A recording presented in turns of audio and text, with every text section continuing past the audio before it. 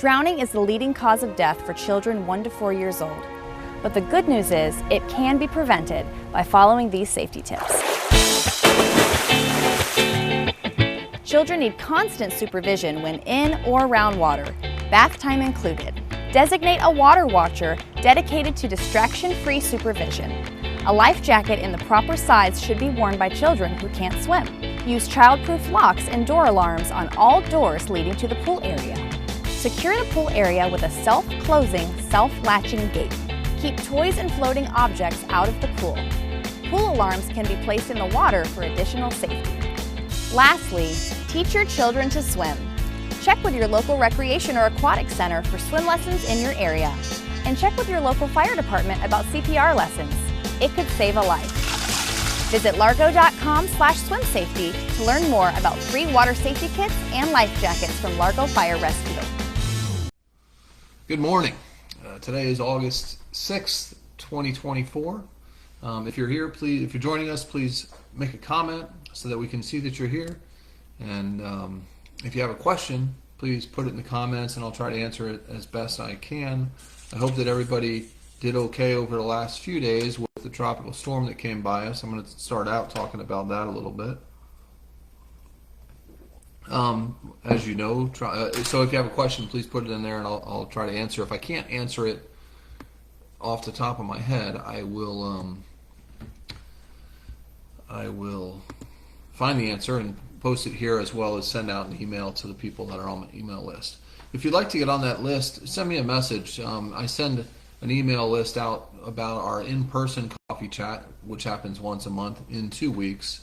And that's really what I do, is I send out a reminder about that in-person coffee chat, and then a follow-up with any information that I didn't have at the coffee chat. Good morning, Tyler and Daniel. Daniel. It says Daniel. Danny. Thanks for being here. Well, anyways, I hope that y'all survived Tropical Storm Debbie, which turned into Hurricane Debbie after it passed us. As you probably well know, Debbie was about, according to my calculations, about 60 miles. I couldn't find the actual distance that the eye of the hurricane was, the tropical storm was, off of our coast, but I think it was about 60 miles off of Pinellas. We were clearly on the wet side of the storm. The eastern side is the wet side of those tropical cyclone storms. So we got a lot of rain. We did have some good wind here too. I think the heaviest sustained winds I saw was a little over 40 miles an hour. Good morning, Stacy. But the biggest issue was rain and in Largo, some pockets of stormwater surge. So we did get we got over 10 inches of rain on the 4th, and so it overwhelmed some of our our rainwater, stormwater systems in some areas. Some of it was a combination of private stormwater systems and city or county systems. So we're looking at all those places that we had standing water. This was all rainwater. It wasn't storm surge. So most of the biggest problems you probably saw in the news were in the middle of the city, near Belcher and East Bay. Now there's some creeks in that area, but it's not anywhere close to Tampa Bay or the coast. Pardon me. So we're looking at how that could be fixed. Some of it, as I said, some apartment complex had what seemed to be some blocked storm drains. We'll see whether, obviously it doesn't matter whose responsibility is, but we'll get that stuff. Potential of some dirt towards the airplane field. I'll look into that. I haven't heard at all about that. Years ago, we were talking about putting some dirt out there. I'll check. So,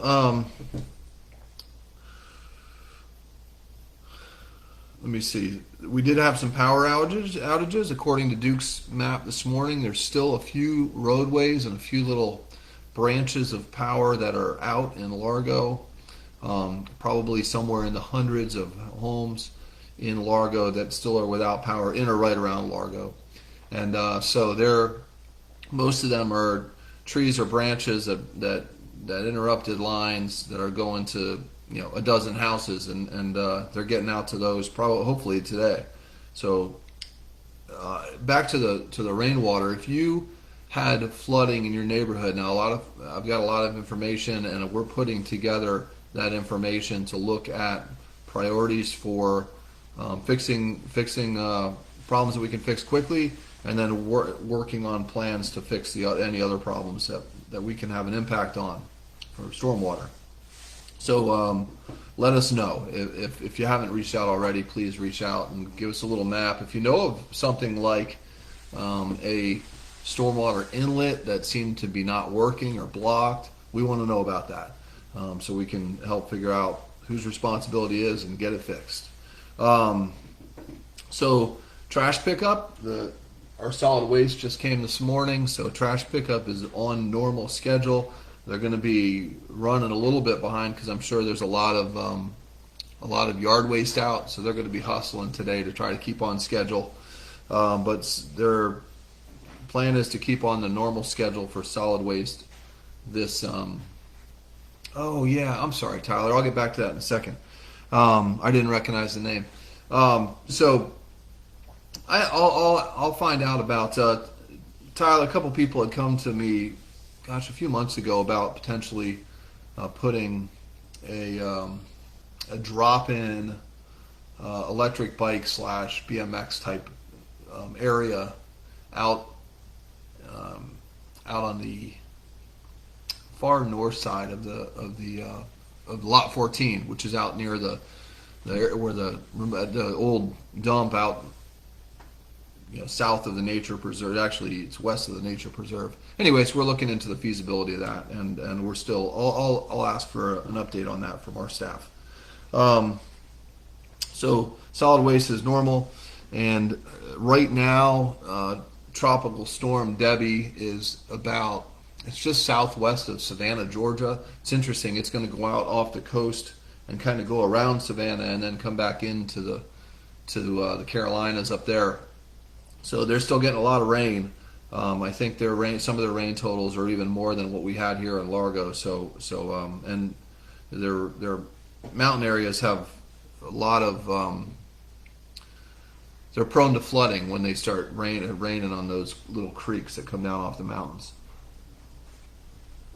Obviously, I'm not talking about Savannah, but I'm talking about the Carolinas when it comes back on shore. So wish the best for them. Although we did get a lot of rain, we did have some flooding. Most of it is dried up here in Largo. You've probably seen down south of us in Sarasota County, there's still people with water 4 feet into their houses in some cases, and I think St. Armand's Circle is dried out mostly. So hopefully that's the last one that we get to talk about this summer. They keep saying it's going to be a busy hurricane season. This is a pretty early storm to make impact on us, so we hope that we avoid the rest of them. If you'd like more information on Tropical Storm Debbie or a good list to help prepare for any upcoming storms, go to the website, the City of Largo's website, and there's a link for Tropical Storm Debbie. And then there's also a storm for hurricane preparedness. So you can go to either one of those. I'll put the links on my Facebook page. So some events that are coming up. It's kind of slow right now. It's like summer camps are winding down. School starts next Tuesday morning. So please, next Monday morning. Gosh, it's coming fast. School starts next week. This is the last week of summer camps at all of our centers. We do close down for just a couple days of those centers, and they're on a kind of different schedule, so check the center if you go and work out every day. We do close down to do kind of a deep clean, and I'll check into that storm drain for that park. I appreciate you putting it on there, and that's one of the issues that we deal with.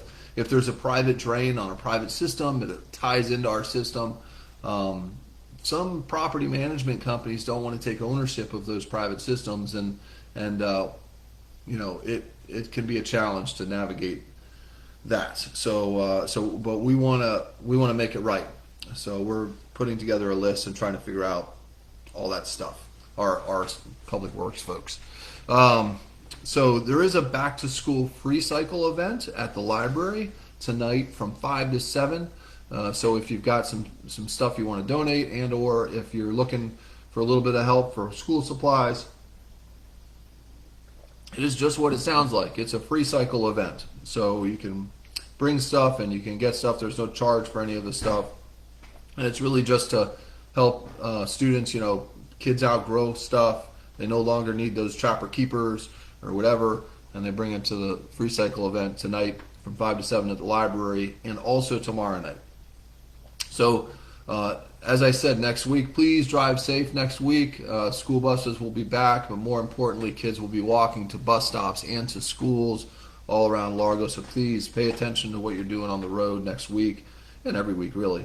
Let me see some other events. We have August 24th. You may have seen there's a little evening market that's been happening in Ulmer Park each month. I haven't got over there yet, but it is. The next one is on August 24th, and those run from 5 to 9 p.m. So in the evening from 5 to 9 p.m. at Ulmer Park, August 24th. Let me see. We do have a city commission meeting tonight, and let me see if I got it.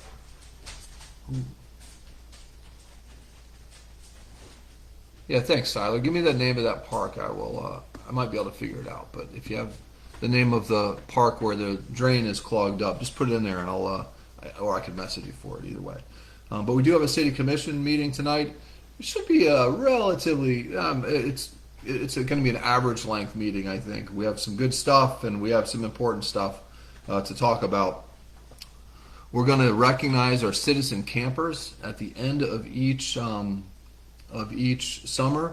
We recognize campers that kind of went above and beyond to hold their to take care of their camp mates and to help out the folks that are in charge of those summer camps. And the stories that we hear are really really cool about these citizen campers that just become good citizens or are good citizens in their summer camps. Many of these summer camps are every day for the whole summer. So some of the I forget what they call them. Cool Kids Camp is one of them. So we will hear about citizen campers today, which is exciting. We also will be celebrating our team members of the quarter. I'm not going to spoil it and tell you who they are, but you can tune in tonight, and I'll put a congratulatory post on the Facebook page too. So tonight we'll also have drawing for ballot positions for seat 3 and seat 4 for the election in November. Seat 3 has Michael DeBreezy and Timmy Garton, and then seat 4 has Jamie Robinson and John Lauser. So we'll have a random drawing to see what order those names are on the ballot in November.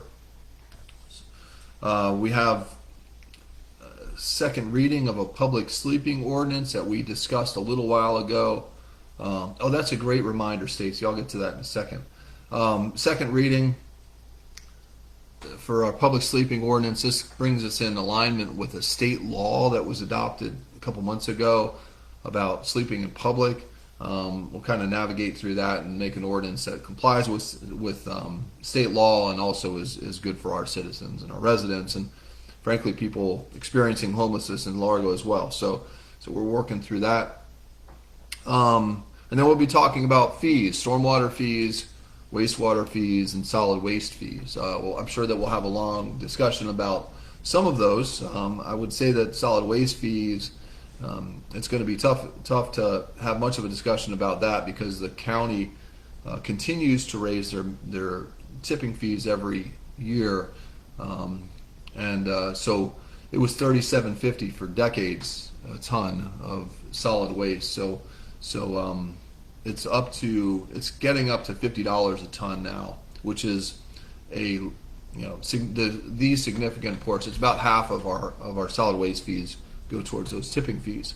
So as that goes up, there's we have no way around increasing our fees to keep up with what those rates are. Now, I will say that the more that you recycle or reduce what you're putting in the trash, throws less stuff out, it helps us with that, because the less tonnage that we're taking out to the dump, the less cost overall.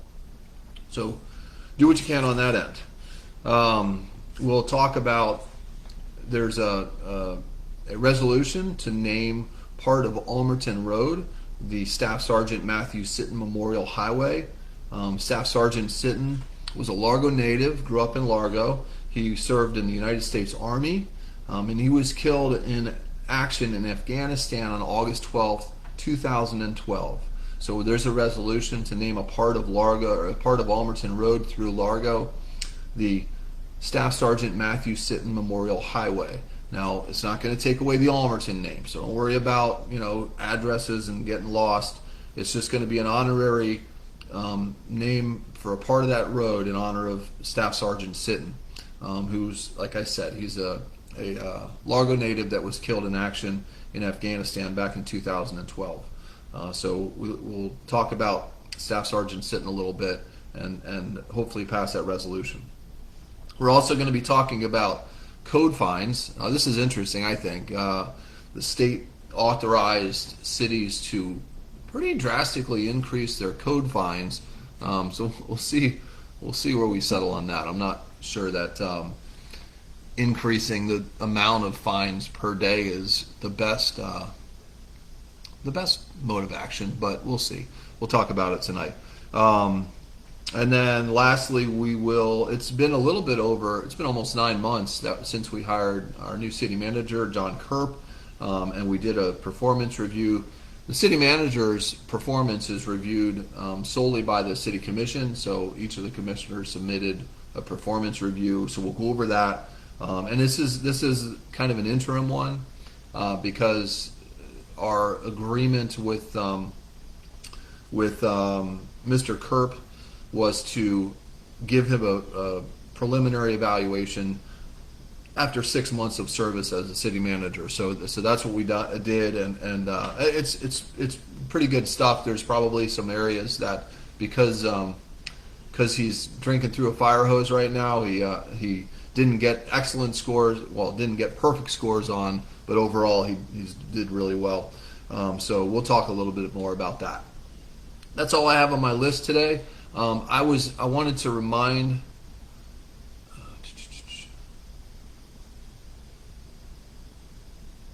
So there's a city meeting about guarding Tampa Addiction Center off 8th Avenue Southwest.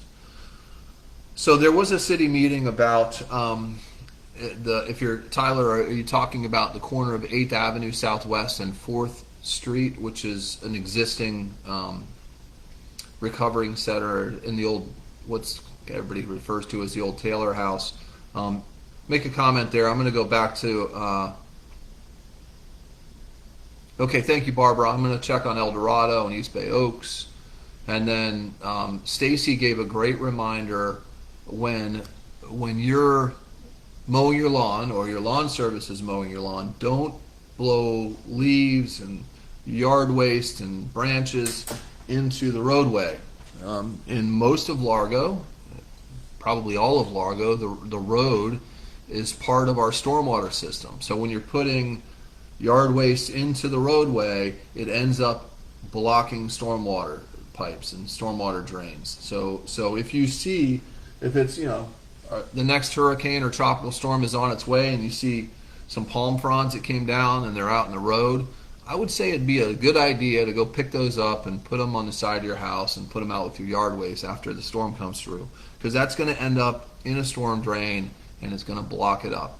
And it's going to catch all the grass clippings and that type of stuff. It can be a big mess. So don't blow that stuff out in the road. It's also illegal to blow that stuff out in the road. Back to the recovery center on 8th and 4th. So there was a public meeting. They wanted to expand. I forget how many beds, and the expansion plans haven't been yet submitted. So they wanted authorization to build a small additional building on the on the east side, so towards 4th, and so away from the residences. And frankly, the residents that live closest came out in support, and they're said really good things about that center. It's doing good stuff for our residents and residents from around the area, I think. But I've since they've been operating, I haven't heard anything. So it was approved, I think, on first reading. I'm not sure if it's coming back to second reading. I can check on that, but it was approved for them to do a small expansion. They certainly have the property to do that, and they're just asking for allowance for some more beds there. I will look in to see where that is, though. I think what's happening is we're waiting for the plans to be submitted down at community development. So thank you for the great questions today. I'll follow up a little bit with some stuff that I wasn't sure about, and I hope that you guys enjoy the rest of the week. Hopefully it's quiet on the weather front for a while, and remember, school starts next week, so please drive safe out there. Thank you.